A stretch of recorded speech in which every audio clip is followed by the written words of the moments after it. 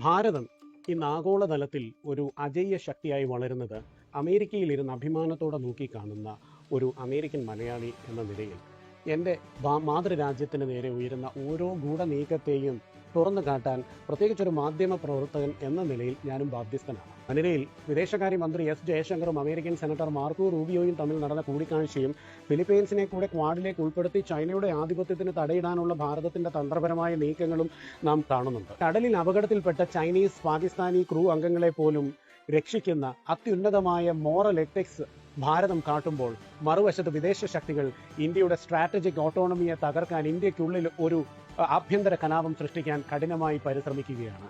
വിദേശ അജണ്ടകൾക്ക് ഇന്ത്യയിൽ പ്രതിഷേധങ്ങളെ ഹൈജാക്ക് ചെയ്ത് ഒരു റെജീം ചേഞ്ച് അല്ലെങ്കിൽ ഒരു ഭരണകൂട അട്ടിമറി നടത്താനുള്ള ബ്ലൂ പ്രിന്റ് തയ്യാറായി കഴിഞ്ഞു. ജനാധിപത്യപരമായി തെരഞ്ഞെടുക്കപ്പെട്ട സർക്കാരുകളെ അട്ടിമറിക്കാൻ ചില പാശ്ചാത്യ ശക്തികളും ഏജൻസികളും പയറ്റുന്ന തന്ത്രങ്ങൾ ഇപ്പോൾ ഇന്ത്യയിലും പരീക്ഷിക്കപ്പെടുകയാണ്.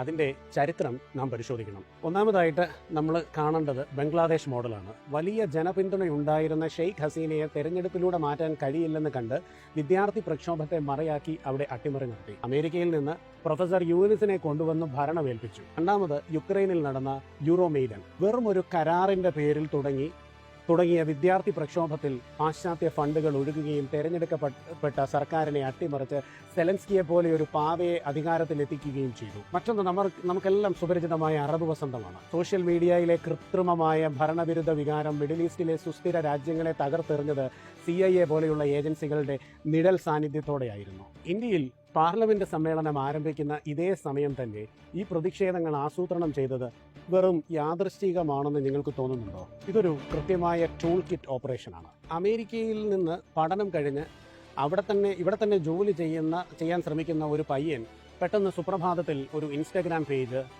തുടങ്ങി. ആ പേജ് എങ്ങനെ ഇന്ത്യയിൽ വലിയൊരു പ്രസ്ഥാനമായി മാറി? BJP എന്ന് പറയുമ്പോൾ കോക്രോച്ച് ജനതാ പാർട്ടി എന്ന് പറയാൻ പറ്റും, വേണമെങ്കിൽ കമ്മ്യൂണിസ്റ്റ് ജനതാ പാർട്ടി എന്ന് പറയാൻ പറ്റും, അല്ലെങ്കിൽ ചൈനീസ് ജനതാ പാർട്ടി എന്ന് വേണമെങ്കിലും പറയാൻ പറ്റും. വിചിത്രമായി ഈ കൂട്ടായ്മയുടെ വളർച്ചയ്ക്ക് പിന്നിൽ വമ്പിച്ച ഫണ്ടിങ്ങും ആൽഗരിതവും കൃത്രിമത്വവും ഉണ്ട്. ഒരു സാധാരണ ഇൻസ്റ്റാഗ്രാം അക്കൗണ്ട് തുറക്കുമ്പോൾ പോലും CJP പേജ് ഫോളോ ചെയ്യാൻ സജഷൻ വരുന്നത് ഇൻസ്റ്റാഗ്രാം പോലുള്ള പ്ലാറ്റ്ഫോമുകൾ ഇതിന് കുട പിടിക്കുന്നതിന്റെ തെളിവാണ്. ആം ആദ്മി പാർട്ടിയുമായി അടുത്ത ബന്ധമുള്ള അഭിജിത് DK എന്ന വ്യക്തിയാണ് ഇതിന് പിന്നിൽ. നിക്ഷേപകർക്ക് ഇന്ത്യയിലുള്ള വിശ്വാസം തകർക്കാനും കൃത്രിമമായി ഒരു ഭരണവിരുദ്ധ വികാരം സൃഷ്ടിക്കാനും വിദേശത്ത് നിന്ന് നിയന്ത്രിക്കുന്ന ബോട്ട് അക്കൗണ്ടുകൾ വഴിയുള്ള ഡിജിറ്റൽ യുദ്ധമാണ് ഇവിടെ നടക്കുന്നത്. ഡിജിറ്റൽ ലോകത്തെ ഈ നാടകം തെരുവിലെ കലാപങ്ങളിലേക്ക് വളർത്തുകയാണ് അവരുടെ ലക്ഷ്യം. സമാധാനവാദിയായി വേഷം കിട്ടുന്ന സോനം വാങ്ചുക്കിന്റെ അജണ്ടകൾ നാം തിരിച്ചറിയണം. ലഡാക്കിനെ ചൈനയ്ക്കും കാശ്മീരിനെ പാകിസ്ഥാനും വിട്ടു നൽകണമെന്ന് പണ്ട് പ്രസംഗിച്ച ആളാണ് അദ്ദേഹം.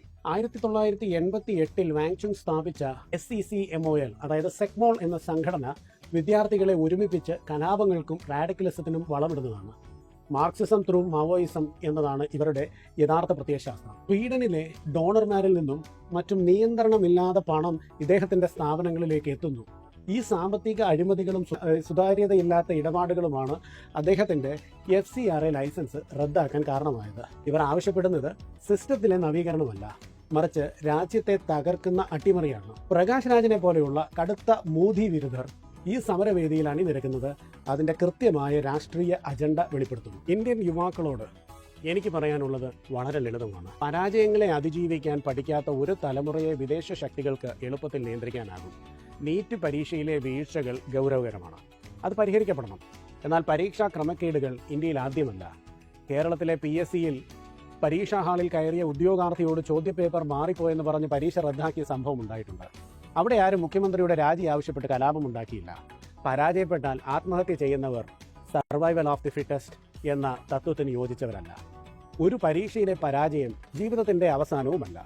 എന്നാൽ ഈ നിരാശയെ മുതലെടുത്ത് നിങ്ങളെ ഹൈഡ്രജൻ ട്രെയിനുകൾ ആക്രമിക്കാനും പാർലമെന്റിലേക്ക് അതിക്രമിച്ചു കയറാനും വിദേശ ശക്തികൾ പ്രേരിപ്പിക്കുന്നു. ഇന്ത്യയുടെ നേട്ടങ്ങളായ ഹൈഡ്രജൻ ട്രെയിനിനെയോ വിക്രം 1 പോലെയുള്ള റോക്കറ്റ് വിക്ഷേപണത്തെയോ കുറിച്ച് മിണ്ടാത്ത BBC-യും റോയിറ്റേഴ്സും തുടങ്ങിയ മാധ്യമങ്ങൾ ഇന്ത്യയിലെ കലാപങ്ങൾ ഓരോ നിമിഷവും ആഘോഷിക്കുന്നത് നമ്മെ നന്നാക്കാനല്ല, മറിച്ച് തകർക്കാനാണ്. തിരഞ്ഞെടുക്കപ്പെട്ട ഒരു ഗവൺമെന്റിനെ തെരുവിലിറക്കി അട്ടിമറിക്കാൻ ശ്രമിക്കുന്നത് ജനാധിപത്യ വിരുദ്ധമാണ്. 145 കോടി ജനങ്ങളുള്ള ഭാരതത്തിൽ 10 ലക്ഷം പേർ ഡൽഹിയിൽ തടിച്ചുകൂടിയാൽ അത് രാജ്യത്തിന്റെ മുഴുവൻ വികാരമാണെന്ന് കരുതുന്നത് വ്യാമോഹമാണ്. ഇന്ത്യയെ ലോകത്തിന്റെ ഏറ്റവും വലിയ ജനാധിപത്യ രാജ്യമാണ്. അവിടെ ഭരണമാറ്റങ്ങൾ ഉണ്ടാവേണ്ടത് ബാലറ്റ് ബോക്സിലൂടെയാണ്.